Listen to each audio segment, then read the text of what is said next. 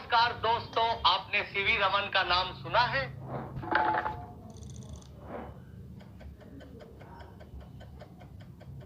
शायद क्विज में रटने के लिए कुछ लोगों ने सुना होगा। उन्हें साल 1930 में फिजिक्स में नोबेल प्राइज मिला। एस.एन. बोस का भी नाम आपने जरूर सुना होगा।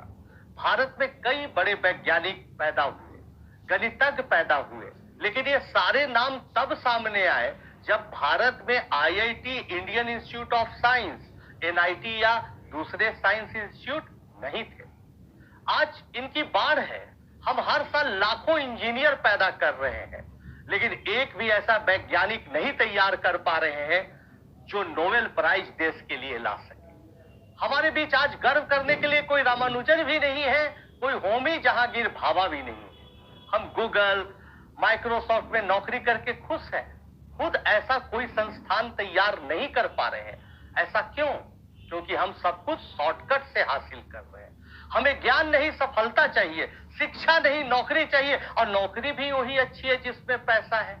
आज कॉलेजों से अच्छे पैकेज की खबर आती है, किसी नए प्रयोग या आविष्कार की खबर नहीं आती है, क्योंकि हम किताब नहीं पूंजी पढ़ते हैं, टीचर से नहीं छपे हुए गाइड से सीखते हैं, सवाल जवाब के फार्मूलों से रटकर नंबर तो ले आते हैं, गूगल और चैट जीपीटी का सहारा लेते हैं। ये सब न हो तो पुर्जे ही सही, चीट पुर्जे ही सही, कहीं कहीं तो डमी स्टूडेंट चले आते हैं। कोई ना कोई एग्जामिनेशन हॉल में चीट पुर्जा पहुंचाने वाला भी मिल जाता है। क्या ये शॉर्टकट सही है? वह हमें कहां ले जा रहा है? आज इसी विषय पर हम लोग बातचीत करते हैं। इससे पहले बच्चों, हम आपसे करते हैं कुछ सवाल। तो आइए, कौन बच्चे हैं देने के लिए जवाब तैयार हमारे सवाल का? बहुत सिंपल सवाल हम पूछना चाह रहे हैं, आप जवाब दीजिए।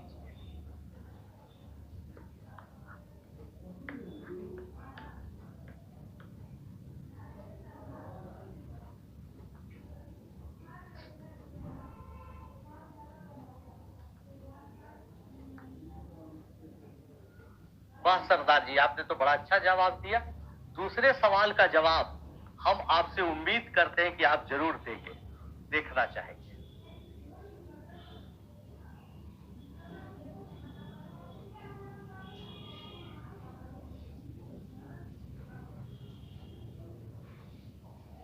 आपने इसका जवाब कैसे दिया? सर, मैंने इसका जवाब इस तरीके से दिया। मैंने 19 को उस नंबर से मल्टीप्लाई करा जिसका प्रोडक्ट 100 के सबसे क्लोज आ रहा था, एंड बाय चांस ये परफेक्टली उससे कट गया। वाह, सरदार जी ने तो दिमाग लगाया, बहुत अच्छा। लेकिन बच्चों, हम आपको कहानी सुना रहे हैं डंपू की। एक हमारे पास विद्यार्थी है, बोला सर मैं गहराई से नहीं पढ़ता, जो भी है मैं रटता भी नहीं हूं, मेरे पास दिमाग है, मैं दिमाग लगाता हूं। हम के कैसे? तो शॉर्टकट से दुनिया में सब संभव है। हम के कैसे? तब उसने क्या किया देखिए। जैसे ही हमने उससे पूछा कि अच्छा बताओ 16 बाई 64 क्या होगा, पूछा कि 16 बाई 64, या ऐसे वो 6 कैंसिल कर दिया, 1/4 ले आया। कहा शॉर्टकट सर, शॉर्टकट। हम के तुम कुछ भी बना सकते हो, बनाओ 19 बाई 95 सॉल्व करके दिखाओ, ये कितना था सर? 9 काटो, 1/5 ले आओ। क्या जरूरत है सर ज्यादा कैलकुलेशन करने का, टेबल याद करने का, दिमाग लगाने का? शॉर्टकट अपनाओ। लेकिन दोस्तों, इस शॉर्टकट से जिंदगी नहीं चलती है। ये तो थी डंपू की कहानी, लेकिन देखते हैं कुछ और कहानी।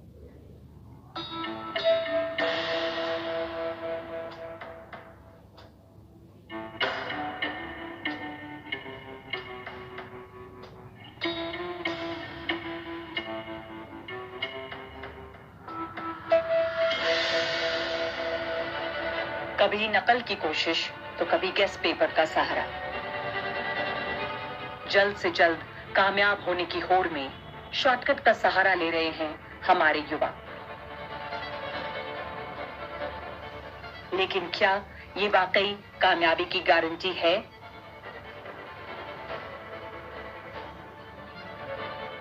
या शॉर्टकट की चाहत आपको भटका रही है? क्या चाहते हैं आप? खोखली सफलता की तात्कालिक चमक या टिकाऊ कामयाबी की टिकाऊ रोशनी? सफलता और शॉर्टकट का ये माया जाल आपको कहां ले जाता है और क्या है इससे निकलने का रास्ता? इसी सवाल से है हमारे शो का वास्ता। अभावों से लड़कर जूझकर ऐसे बच्चे भी हैं, ऐसे विद्यार्थी भी हैं जिन्होंने मिसाल कायम की है। और हम आज आपकी मुलाकात ऐसे ही एक विद्यार्थी प्रेमपाल जी से करवा रहे हैं। प्रेमपाल बिहार के कठिनाइयों से लड़ते हुए, समस्याओं से जूझते हुए कभी शॉर्टकट का रास्ता नहीं अख्तियार किया, बल्कि पढ़ लिख कर इसरो में साइंटिस्ट बन गए। अभी इसरो में साइंटिस्ट है, लेकिन किसी जमाने में हमारे स्टूडेंट भी रहे हैं सुपर 30 पे। तो चलिए आपकी मुलाकात करवाते हैं प्रेमपाल जी से।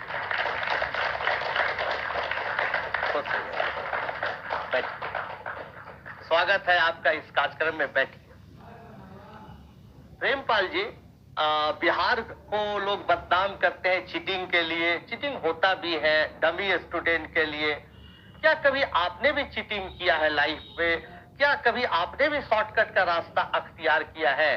थोड़ा दर्शकों को बताएं। मैंने चीटिंग तो नहीं किया है कभी भी, क्योंकि मुझे जो प्राइमरी स्कूल से इवन जो टीचर्स लोग मिले वो लोग बहुत अच्छे थे। उन्होंने अच्छी वैल्यू सिखाई, जिससे मैं चीटिंग तो नहीं किया। लेकिन फैमिली बैकग्राउंड क्योंकि बहुत वीक होने के कारण घर वाले को साथ साथ मुझे भी लगता था कि इसको कोई जॉब मिल जाना चाहिए। वो जितना जल्दी मिलता उतना अच्छा था। तो इसकी वजह से मैंने 10th के बाद डिप्लोमा का एग्जाम दिया था। मैं अच्छा रैंक भी लाया, बट मैं वहाँ जाना नहीं चाहता था।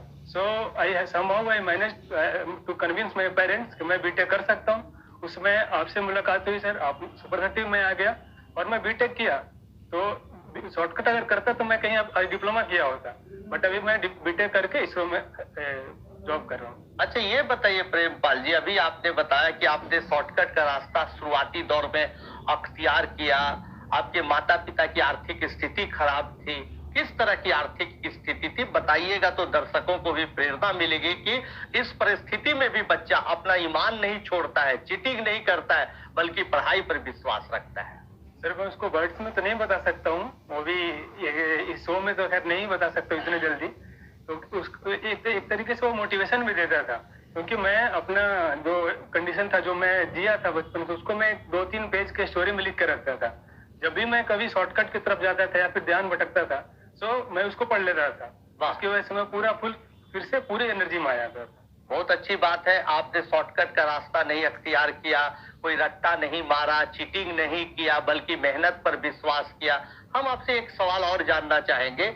जो अब आप मेहनत करते थे और एक तो नौकरी मिल जाती अगर डिप्लोमा रट उठ के चले गए थे, उसके बाद आप मेहनत का रास्ता अख्तियार किया, तो उस समय आपके मन में अंतर्द्वंद नहीं चलता था कि चलो मिल गई है सफलता शॉर्टकट से, चलो इसी में बनते, कहाँ इसरो में साइंटिस्ट बनना इतनी बड़ी बात है, इतना बड़ा मेहनत है, एक पहाड़ चढ़ने जैसा हमारे लिए काम है, माता पिता की तकलीफें हैं, चलो नौकरी करते। इतने कठिनाई से आप कैसे, इतनी कठिनाइयों के बावजूद क्या दिल में आपके आता था कि आप संघर्ष किया?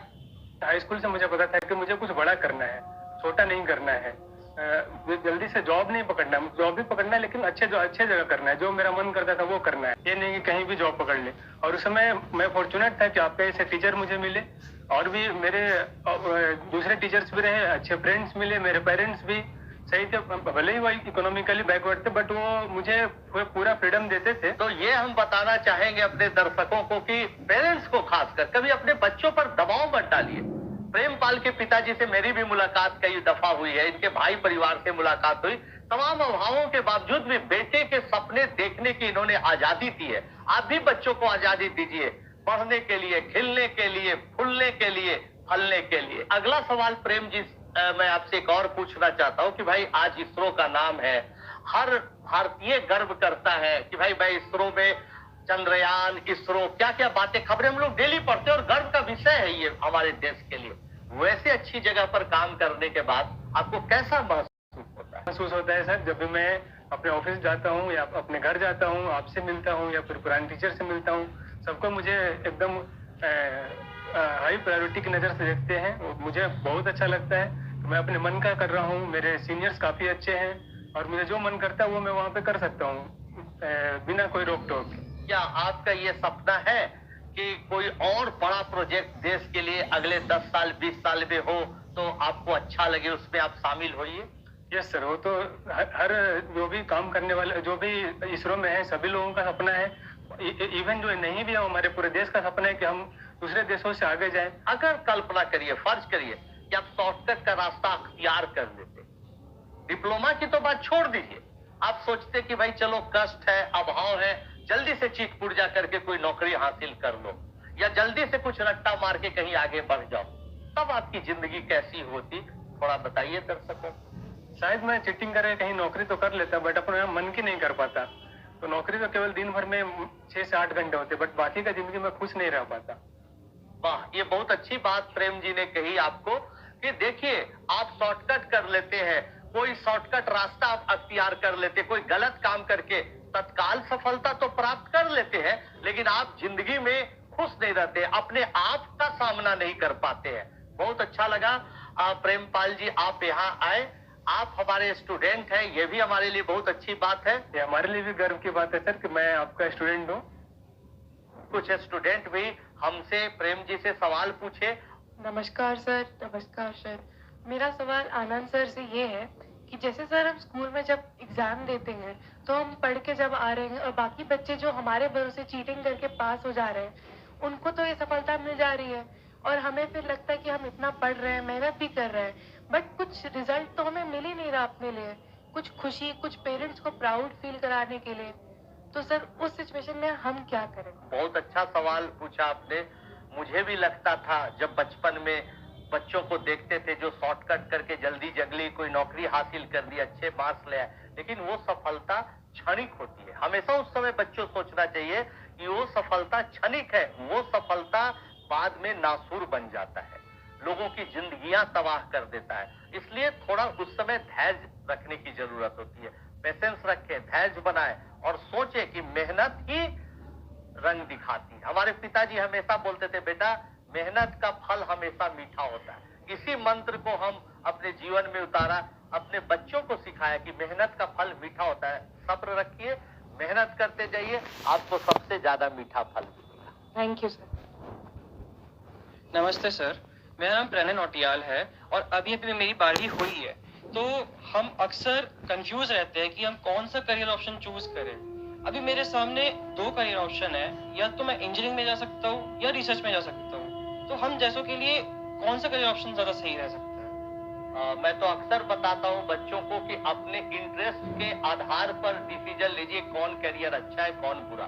कभी भी इस पर मत डिसीजन लीजिए किसमें ज्यादा नौकरी मिलती है, किसमें ज्यादा पैकेज अच्छा है, किसमें आपका जीवन ज्यादा सुरक्षित है। कोई भी काम, ये भी मैं आज कोट करना चाहता हूँ कि हमारे पिताजी कहते थे, कोई काम बेटा छोटा नहीं हो, अगर पूरी ताकत के साथ, दिल के साथ करते हो तो बहुत अच्छा होता है। कोई भी काम करिए, कोई भी स्ट्रीम में जाइए, उसमें सबसे बढ़िया और कुछ अलग करके दुनिया को दिखाने का जरूर प्रयास करिए। ये मैं आपको बताना चाहता हूँ। इसलिए निष्कर्ष मेरा ये कि दिल से जो आवाज आती है, जिस सब्जेक्ट में आपका इंटरेस्ट है, उसको पूरी ताकत, पूरे दिलो दिमाग के साथ करें। नमस्ते सर, मेरा नाम आन्या है। मेरा सवाल ये है, जब हमारे पास शॉर्टकट्स अवेलेबल है तब हमें हार्ड वर्क क्यों करना है? इसलिए हार्ड वर्क करना चाहिए बच्चे, क्योंकि हार्ड वर्क अस्थायित्व देता है। जिंदगी में हार्ड वर्क करने से बहुत कुछ अच्छा होता है। मेहनत कभी बेकार नहीं जाती है। ये मैं अपने 20 साल सुपर 30 के बच्चों के अनुभव के आधार पर आप लोगों को बताना चाहता हूं कि शॉर्टकट से चीजें मिलती है, लेकिन अस्थायित्व के लिए, सही जिंदगी जीने के लिए, आपकी आने वाली पीढ़ियों को प्रेरणा के लिए आपको हमेशा कठोर परिश्रम करना चाहिए। कठोर परिश्रम करने वाला, कड़ी मेहनत करने वाला कभी जिंदगी का जंग हारता नहीं है, ये मैं दावे के साथ कर सकता हूँ। नमस्ते सर, मेरा क्वेश्चन सर आपसे है कि काफी बच्चे बहुत प्रोक्रेस्टिनेट करते हैं और वो काम आखिरी के लिए टाल देते हैं। फिर आखिरी में एग्जाम्स के टाइम पे पेरेंट्स और टीचर्स के प्रेशर के चक्कर में काफी बच्चे चीटिंग को अपना आखिरी रिजॉर्ट समझ लेते हैं। आप ऐसे बच्चों को कैसे मोटिवेट करेंगे कि वो अपने समय का सही प्रयोग करे और चीटिंग को अपना सहारा न बनाए? आपको इसके लिए कॉन्स्टेंटली वर्क करना पड़ेगा, क्योंकि चीटिंग आपका पहला सवाल था कि आप कॉन्स्टेंटली वर्क नहीं करते हो, लास्ट डे पे वर्क करते हो, वो मोमेंटरी रहेगा। After exam you will forget क्या आपने पढ़ा था लास्ट मोमेंट पे, अगर आप पढ़ोगे तो। और अगर आप डेली पढ़ते हो, भले ही वो 2 घंटा हो या 1 घंटा हो, बट अगर कांस्टेंट हो, डेली पढ़ते हो, तो आपको याद रहेगा after exam also. So it will help you in the next exam और लेटर ऑन द करियर। और चीटिंग करते हो, चीटिंग तो करना ही नहीं चाहिए मेरे हिसाब से क्या नहीं करना चाहिए चीटिंग, क्योंकि चीटिंग से आप एक एग्जाम में तो सफल हो जाओगे, लेकिन हो सकता है आप दूसरे एग्जाम में फेल हो जाओ। इस पर मैं श्री अब्दुल कलाम जी का एक कोट आपको बताना चाहता हूँ। उन्होंने बोला था कि पहला सफलता मिलने के बाद आपको रुकना नहीं चाहिए, क्योंकि अगर जैसे ही दूसरा सफलता नहीं मिलेगा तो बहुत सारे लोग होंगे कहने वाले कि पहला सफलता it was just your luck, so you have to work hard constantly. Prempal ji ने ठीक बोला कि पहले एग्जाम में तो आप पास कर जाएंगे, हो सके दूसरे इम्तिहान में भी आप पास कर जाए, तीसरे या चौथे में भी शॉर्टकट से, लेकिन जिंदगी के इम्तिहान में आप पास उसी वक्त हो सकते हैं जब आप हार्ड लेबर करते हैं, कठोर परिश्रम करते हैं, तो जिंदगी का कठिन से कठिन इम्तिहान भी आप पास कर सकते हैं। नमस्ते सर। नमस्ते आनंद सर। आनंद सर, मेरा आपसे सवाल ये है कि आपके अनुसार शिक्षकों को अपने पढ़ाने के तरीकों में ऐसे कौन से बदलाव करने चाहिए जिससे कि जो बच्चे हैं वो एग्जाम टाइम में चीटिंग ना करें और उन्हें सब कुछ याद रहे? क्या बात है, बहुत अच्छा सवाल पूछा। सबसे पहले तो हम धन्यवाद देंगे आपको कि आपने इतना सवाल अच्छा पूछा। बच्चों के साथ साथ शिक्षकों की भी भूमिका अहम हो जाती है। शिक्षकों को चाहिए कि बच्चों को रट्टा न मरवाए, हर सब्जेक्ट को गहराई से समझाए, उसको जो हमारा वातावरण में जो भी एग्जाम्पल है, आसपास के उदाहरण है, उससे जोड़कर चीजों को समझाए, प्रयोग करके दिखाए, हाउ एंड वाई में ले जाए और बच्चों की रुचि पढ़ाई में जगाए। अगर बच्चों की रुचि एक बार पढ़ाई में जग जाती है, बच्चा अपने से समझने लगता है और पढ़ाई का मजा लेने लगता है, तो रटना दूर दूर तक भूल जाता है, समझना शुरू कर देता है और वहीं से क्रांति शुरू होती है और वहीं से प्रेमपाल पैदा होता है।